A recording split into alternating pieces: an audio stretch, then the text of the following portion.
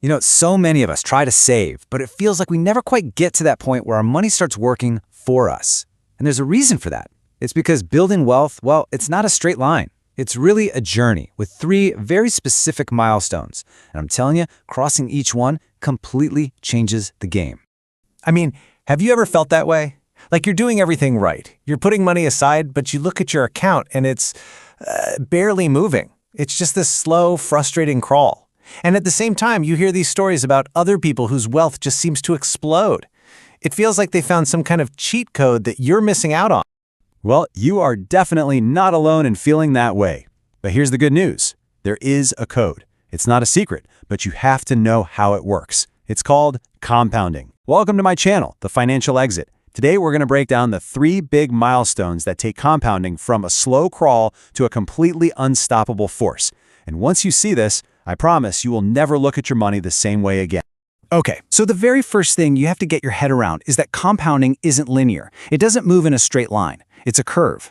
The best way to think about it is like a snowball. It starts out tiny, right? Almost nothing. But as it starts to roll, it picks up more and more snow, getting bigger and faster, until boom, it's an avalanche. And here's the sad part. Most people quit while that snowball is still tiny. So what is compounding?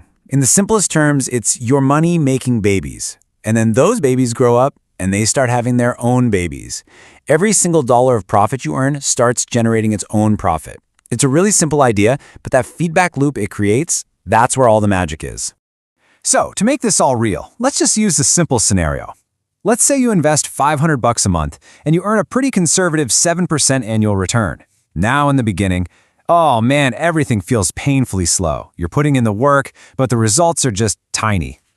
This is the stage where being patient feels almost impossible, and it's exactly where most people just give up. But you're not going, because if you stick with it through that slow start, you get to milestone number 1. I call it the tipping point.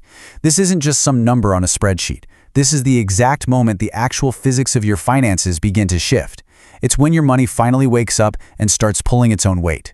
And that number is $100,000. This is the first real tipping point. It's the line in the sand. It separates you, working for your money, from your money finally starting to work for you. Now, check this out. This is what's so cool.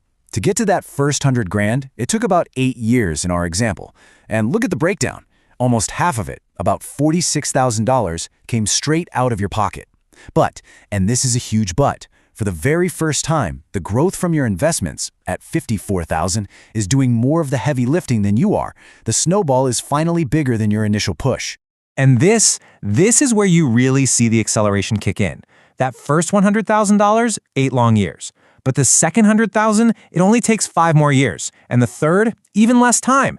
You're putting in the exact same effort, that same $500 a month, but now you're getting results almost twice as fast.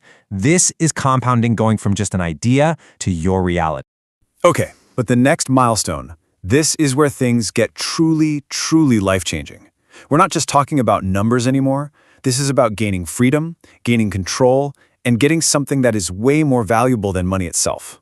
So somewhere around the $650,000 mark, something incredible starts to happen. Let's just say your portfolio is now averaging an 8% return. At this point, your investments can generate about $52,000 a year, all by themselves. Think about that. That's a full-time income with no alarm clock, no boss, and no commute. This really puts it all into perspective, doesn't it? On one side, you've got labor income. You trade your time, your life, for money. On the other side, you've got investment income. It works for you 24/7, it grows on its own, and it answers to nobody but you.